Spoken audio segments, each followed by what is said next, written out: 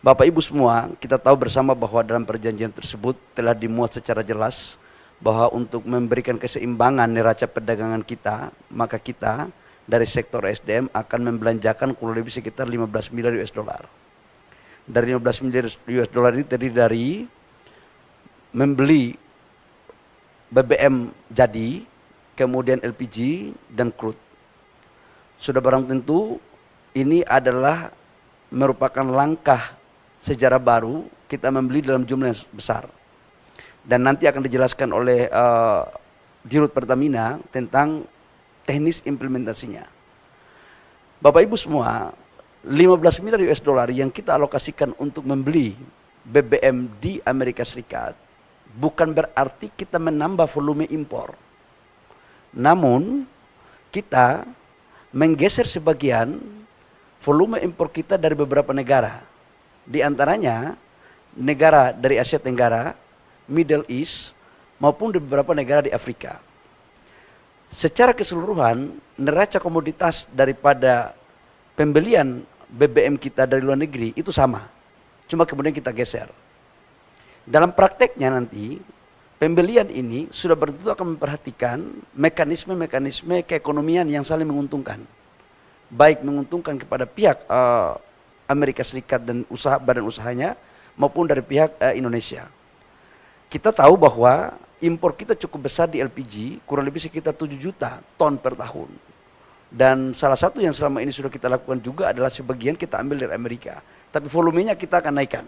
Ini dalam konteks BBM, dan dalam catatan kami, begitu kami mendapat arahan dari Bapak Presiden Prabowo, begitu 90 hari ke depan sudah selesai, maka langsung kita mulai tahapan eksekusi. Jadi ini langsung bisa berjalan supaya tidak ada suatu persepsi yang berbeda dari teman-teman yang ada di sana. Yang kedua, kami juga menjelaskan tentang mineral kritikal. Bahwa Indonesia menganut asas politik bebas aktif dalam konteks pergaulan diplomasi luar negeri. Tapi juga Indonesia menganut asas ekonomi bebas aktif.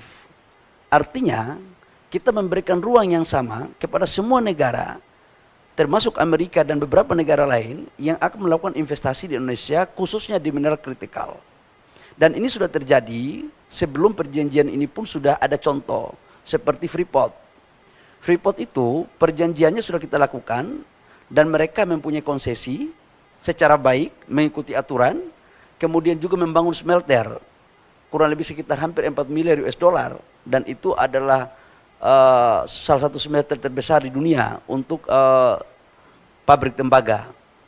Nah, untuk mineral kritikal terkait dengan nikel, logam tanah jarang, dan mineral-mineral lainnya, kami telah bersepakat untuk memfasilitasi bagi pengusaha-pengusaha yang ada dari Amerika Serikat untuk melakukan investasi dengan tetap menghargai aturan-aturan yang berlaku dalam negara kita.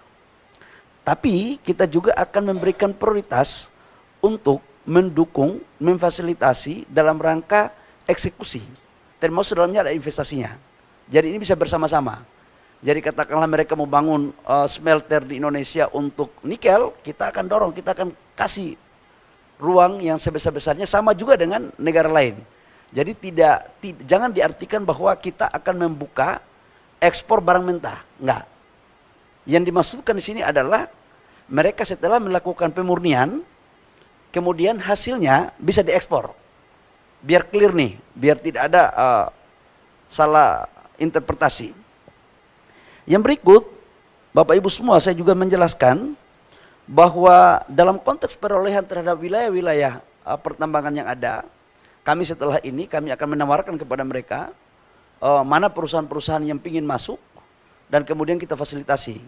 Dan saya sudah melakukan pemetaan terhadap lokasi-lokasi yang prospek, karena kita juga harus membangun, menjaga hubungan yang sudah sangat baik ini. Yang berikut saya juga menyampaikan terkait dengan perpanjangan Freeport. Bapak Ibu semua, kita tahu bahwa 2 tahun terakhir telah kita melakukan negosiasi komunikasi intens antara pemerintah Indonesia, MindID dan Freeport McMoran. Secara kebetulan puncak produksi Freeport itu puncak-puncaknya 2035. Kita tahu bahwa konsentrat Freeport sekarang memproduksi 1 tahun pada saat belum terjadi musibah itu mencapai 3,2 juta ton biji konsentrat daripada tembaga yang menghasilkan kurang lebih sekitar 900.000 lebih tembaga dan kurang lebih sekitar 50 sampai 60 ton emas. Dan produksi ini adalah merupakan hasil eksplorasi yang dilakukan pada tahun 2002-2003. Karena ini eksplorasinya di underground, itu membutuhkan waktu kurang lebih 1 tahun. Nah, oleh karena 2035 itu adalah puncaknya, maka kita berpandangan bahwa penting untuk kita mencari solusi dalam rangka eksistensi dan keberlanjutan daripada usaha di Timika, di Papua. Maka hari ini komposisinya adalah saham kita dari 100% itu kita punya 51%. Perpanjangannya ini kita lakukan dengan maksud agar bisa dilakukan eksplorasi di awal dengan menambah 12% saham kepada negara, jadi dilakukan divestasi. 12% ini tanpa ada biaya apapun, khususnya untuk pengambil alihan 12%. Namun dalam proses untuk bagaimana meningkatkan eksplorasi, pasti di situ membutuhkan biaya, disitulah ditanggung renteng. Nah, dengan demikian maka pada tahun 2041 negara akan mendapatkan saham 51 tambah 12% berarti 63, di mana penambahan 12% saham ini juga akan berkontribusi, akan dibagi sebagian kepada pemerintah daerah Papua, penghasil tambang. Nah, dengan demikian maka penciptaan lapangan pekerjaan dapat bertambah, yang existing tetap bertahan, pendapatan negara juga bertambah, begitupun royalti PNBP dan pendapatan daerah. Nah, kira-kira itu terkait dengan Freeport. Namun setelah MOU ini ditandatangani, tahap berikutnya adalah kami akan melakukan pembahasan teknis terkait dengan administrasi-administrasi yang akan dipenuhi oleh pihak Freeport. Sudah barang tentu dalam bernegosiasi, kami akan mengedepankan kepentingan negara lebih ke depan. Karena pasal 33 Undang-Undang 45 sebagaimana apa yang diarahkan dan diperintahkan oleh Bapak Presiden adalah kita harus mengedepankan kepentingan negara, dan oleh karena itu di dalam perpanjangan 2041 nantinya diharapkan pendapatan negara harus jauh lebih tinggi ketimbang pendapatan negara yang ada sekarang ini. Termasuk dalamnya royalti dan pajak-pajak lain khususnya emas. Ini biar tidak disalah terjemahkan lain-lain oleh saudara-saudara saya yang ada di tanah air. Yang berikut menyangkut dengan urusan etanol. Bapak Ibu semua, salah satu strategi untuk kita mendorong ketahanan energi dan kedaulatan energi kita adalah kita akan menerapkan bagian daripada bensin kita akan campur dengan etanol, mandatori. Tujuannya sebenarnya adalah bagaimana menciptakan peluang usaha baru yang ada di Indonesia. Namun sampai dengan produksi kita bisa memenuhi kebutuhan dalam negeri, maka ruang untuk kita melakukan impor boleh saja, termasuk di impor dari Amerika. Sampai dengan kebutuhan produksi kita dalam negeri terpenuhi. Ini paralel aja sebenarnya, paralel aja biasa. Yang berikut kami juga melaporkan bahwa di sini kita juga melakukan komunikasi terhadap ExxonMobil. ExxonMobil ini salah satu perusahaan minyak Amerika Serikat yang sudah 100 tahun lebih yang beroperasi di Indonesia, dan mereka adalah salah satu penyumbang lifting terbesar selain Pertamina. Hari ini lifting mereka kurang lebih sekitar 170.000 sampai 185.000 barel. Kita akan memperpanjang sampai dengan 2055 dengan total investasi kurang lebih menambah 10 miliar US dollar. Namun ada beberapa hal yang harus kita clearkan, termasuk dalamnya adalah sharing cost recovery antara pendapatan negara dan pendapatan K3S. Sebentar lagi akan selesai. Ini merupakan bagian yang tak terpisahkan dari komunikasi bilateral kita antara pihak swasta yang ada di sini maupun dengan pemerintah Indonesia, termasuk dalamnya adalah berkomunikasi dengan pemerintah Amerika Serikat. Saya pikir itu beberapa hal yang perlu saya sampaikan terkait dengan persoalan tindak lanjut daripada apa yang disepakati yang sudah ditandatangani oleh Bapak Presiden Prabowo dan Bapak Presiden Trump. Intinya dari sektor SDM adalah begitu selesai 90 hari diimplementasikan, maka langsung kita jalankan. Supaya apa? Ini membangun trust. Membangun trust antara kedua belah pihak, antara Indonesia dan Amerika. Dan ini sejalan dengan apa yang diperintahkan oleh Bapak Presiden Prabowo dalam rangka mewujudkan apa yang telah disepakati untuk kemudian perjanjian ini diharapkan saling menguntungkan kedua belah pihak. Harus win-win. Perjanjian ini tidak boleh menguntungkan salah satu pihak saja, tapi harus semua pihak merasakan keuntungan daripada perjanjian ini.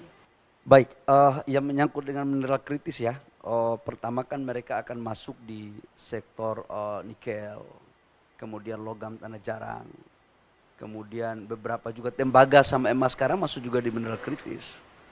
Jadi sekarang kita tawarkan aja mana perusahaan-perusahaannya, kita tawarkan dengan baik, dengan tetap menghargai aturan yang ada dalam negeri. Yang kedua, bisa juga dengan kita melakukan kolaborasi dengan BUMN kita. Jadi bisa join bareng-bareng. Yang sudah ada, mereka juga bisa masuk untuk ikut join bareng-bareng. Yang penting mereka bisa melakukan investasi. Jadi ada dua pola di sini. Yang pertama, mereka bisa masuk secara murni untuk eksplorasi, kemudian bisa melakukan produksi sendiri, atau bisa melakukan masuk dengan JV dengan perusahaan yang sudah existing. Itu satu. Yang kedua, begitu mereka sudah berproduksi, membangun industrinya, maka hak mereka untuk mengekspor ke Amerika. Itu kita berikan ruang. Sama juga dengan negara-negara lain. Jadi equal treatment aja. Nggak ada sesuatu yang baru. Tetapi memang harus saya akui bahwa pemberian kepada mereka ini seperti Freeport saja. Freeport itu kan kita memberikan konsesi, mereka melakukan eksplorasi, mereka membangun smelter, mereka membangun produksi. Hal yang sama mungkin sebagai contoh untuk diterapkan pada sektor-sektor mineral yang lainnya. Gitu. Nikel ya. Nikel. Dan kita kalau sudah masuk 90 hari dari sekarang, saya sebagai Menteri Teknis dengan senang hati untuk bisa memfasilitasi mereka. Dengan baik, dengan tetap mengikuti apa yang menjadi kebiasaan-kebiasaan aturan yang ada dalam negeri. Jadi mereka melakukan investasi itu membangun hilirisasi. Jadi jangan dipersepsikan bahwa membangun investasi ornya di bawah. Nggak ada. Karena dalam konsensus itu kan adalah pemurnian. Pemurnian dimaksudkan itu adalah industri. Dan kalau dibawa ke sini kosnya mahal. Berapa kos logistiknya dari Indonesia ke sini? Mendingan investasi bareng, produknya dibawa ke sini. Karena kita ini kan sudah hidup dalam pasar global, tidak bisa hidup sendiri-sendiri. Dan kita harus membuka ruang kepada semua pihak. Itu. Kita memang ada mandatori. Mandatori kita 2028 itu diperkirakan sekitar 5-10%. Dari mandatori tersebut, sebagian memang industri dalam negeri sudah ada. Antara konsumsi dan produksi dalam negeri, itu kekurangannya berapa, itu yang bisa kita impor. Jadi impor itu adalah untuk mengisi kekurangan daripada kebutuhan konsumsi dalam negeri. Dan untuk etanol yang dimaksudkan ini, sebenarnya tidak hanya pada konteks pencampuran dengan bensin, tapi juga untuk industri-industri lain yang dibutuhkan. Karena selama ini memang kita juga masih membutuhkan impor. Ini kan hanya men-switch saja dari negara lain ke Amerika. Dan apalagi kan kalau kita masuknya dengan tarif 0% ke negara kita, berarti kan harus lebih murah dong. Ini kan menguntungkan kita sebenarnya. Kita melakukan impor dari sini, tarifnya masuk 0%, harganya lebih murah. Sehingga industri kita lebih kompetitif dalam memakai bahan baku daripada etanol. Saya akan menghitung kalkulasinya, saya akan membuat mandatori kepada Pertamina, nanti Pertamina akan melakukan impor. Kenapa Pertamina? Karena Pertamina ini adalah badan usaha milik negara terbesar.